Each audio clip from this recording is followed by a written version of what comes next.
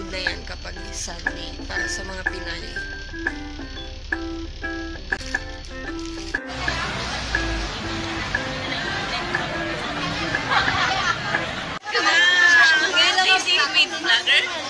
Hello po ako nag-Sunday. Hello po, paano gumawa ng vlog? Uy, saan mo tayo? Ikaw yung palagi yung pinamanood sa YouTube. Ay, ganon. Ayun, galing ako. Nagpaalam ko sa employer ko. Nag-Sunday ako. Ngayon lang. Pero every Saturday po talaga ako. Ano po pangalan? Kaya, te. Ikaw yung hinahanap ko. Kasi palagi ko pinapanood yung YouTube mo and then sabi ko para makagawa rin ako ng day. Ganon. Punta mo akong video, tapos mag-ano ako ng investment. Pero matindi ako ng seminar ngayon. Sama ka, te. Ayan, na-meet ko na yung hinahanap ko. Tara. Ayan, na-meet ko na siya. Palagi kong pinapanood sa YouTube. Nag-take lang ako ng video, ganyan lang. Wala lang. Yan lang yung gamit mo. Wala, dami talaga tao. Ayan, sige. Sama ko sa'yo. Punta nga po sa'yo. Saan naman pupunta? Dito po sana kasi wala namin tao. Kumain ka na, te? Yes. Ikaw? Sama ka sa akin. Sige na. Kasi birthday ng friend ko. Sige na. Kaso may ano po. All helper. Sa bahay ng amo nila. Puti yung sa Discovery doon. May appointment po. Ay, may lakad ka? Yun nga birthday. Kaso nga lang. Okay na. Saan ka punta? After nito, sa video sana kasi ang daming tao. Grabe, ganito talaga kapag Sunday. Ganito talaga, nagkaka-trouble. Paano kaya? Kasi kung nag-open po ako ng account yan.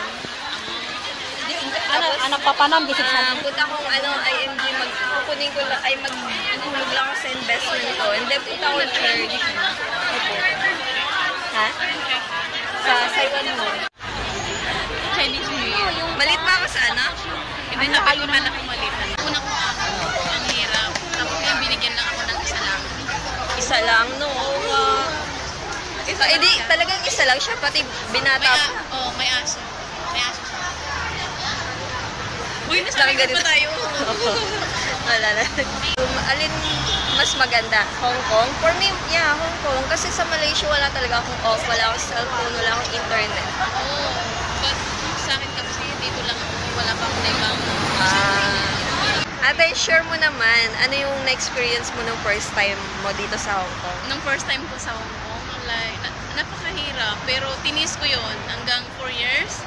Talagang pinukus ko yung sarili ko. Dahil nung pagpunta ko dito, plano ko talaga magkaroon ng bahay. Tapos yung service sa mga anak ko, kasi may anak na ako.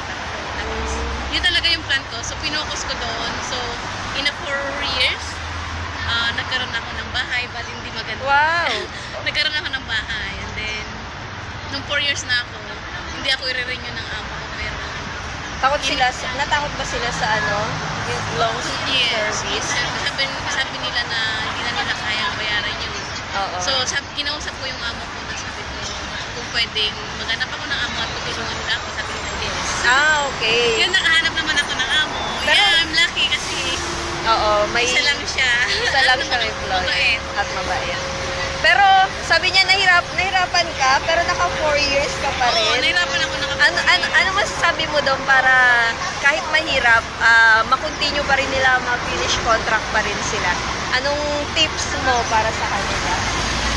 Dahil, di ba, galing ka ng Pinas, pag apply mo pa lang is, talagang gagamit ka ng pera na spread na saan. Tulad sa akin, nung pumunta ako dito, galing ang pera pa sa ate ko. Gano'n, hiram. Doon ko inisip, sabi ko kung gigib up ako trabaho ko kahit na mahirap, dapat kailangan straight lang Oo, sa mga pangarap.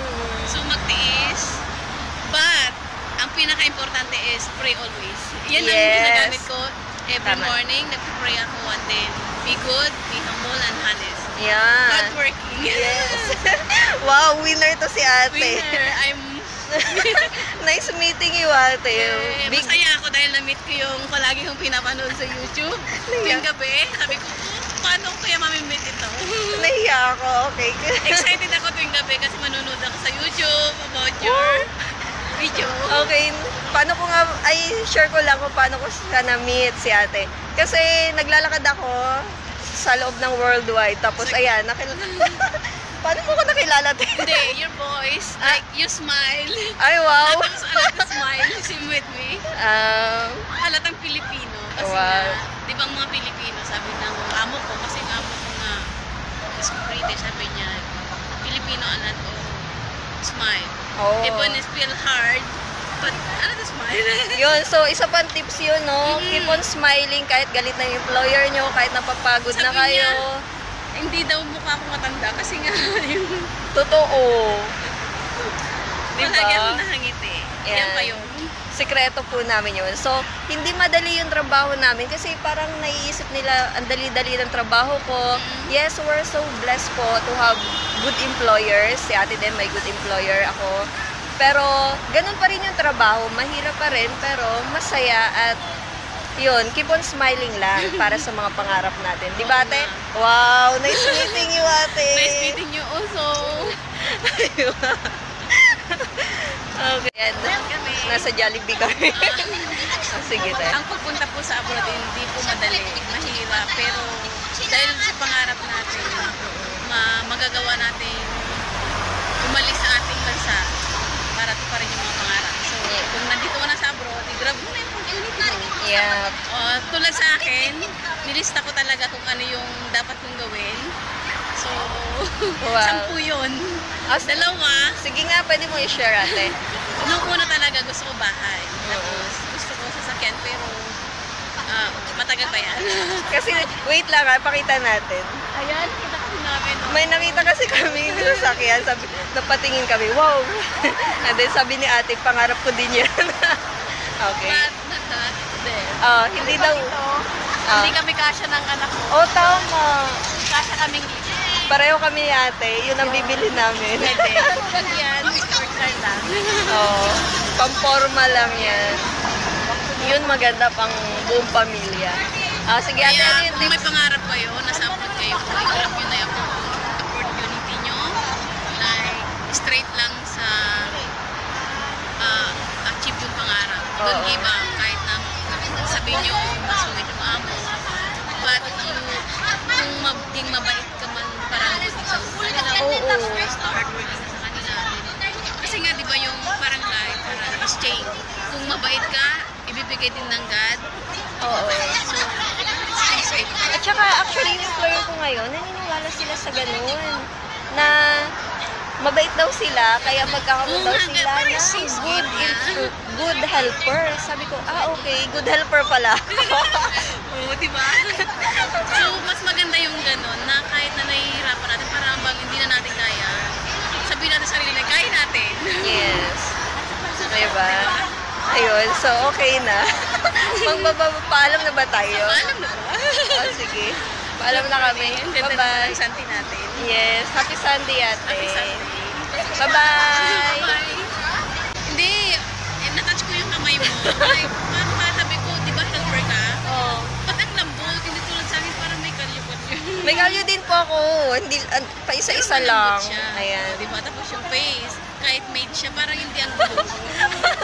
Ngayon lang po yan kasi holiday. Pag ano po, Monday to Friday, gulo-gulo-gulo po yan. Hindi nga ako nanunuklay. Nakikita nyo sa vlog, di ba? Ayun. Sabi nga din ng mga kaibigan ko, bakit ang lambot? Dahil, Hindi, paano ba? Wala. Pero nagkukuskus din ako. Pero yun nga lang, may mga employer po na tawag dito. lahat, isa pati pader. Laban. Sasakyan. Ay, kaya masyadong talagang yung kamay. Kasi lahat kuskus, di ba? Yung sa Tulad sa employer ko, akin, wala siyang map. Like, lahat and every morning, talaga, every day talaga yan, nagluluhod ako gano'n. ako may map naman ako. Tapos, palagi yun nagluluto. Nung unang employer ko, 2014, 2006, 7, and 8, 2 years old. 9 people, plus my mom. Tapos Buddhist sila, kaya palagi ako nagluluto ng paisan. Pero nakaya ko 2 years. Oo. And then gusto pa ako, pero sabi ko, kasi nga marami sila, parang sa late ko na to, kung another 2 years, parang kawawa na. So nag-anak ako yung video naman, hindi gaano mahirap. Eh, sabi mo 2 years. Nung single ako, 2 years. So yun yung first. Umuwi ako ng Pinas, bumalik ako sa dati kong trabaho sa Manila, and then na-meet ko yung husband. Tapos yung 4 years, yung kailan lang. Oo, ito lang. Nung 2014, bumalik ako dito. May 3 na akong anak. Ayun. Yun. Kaya tiniis ko yung 4 years. Siguro kaya hindi ako nagaganito. Sa Malaysia, ang ano nito eh. Dahil marami na trabaho. Pero dito, kahit yung labahan nila, wala. Bihira ako mag-handwash. Ikaw, nag-handwash ka. Ano eh. Pero yung iba,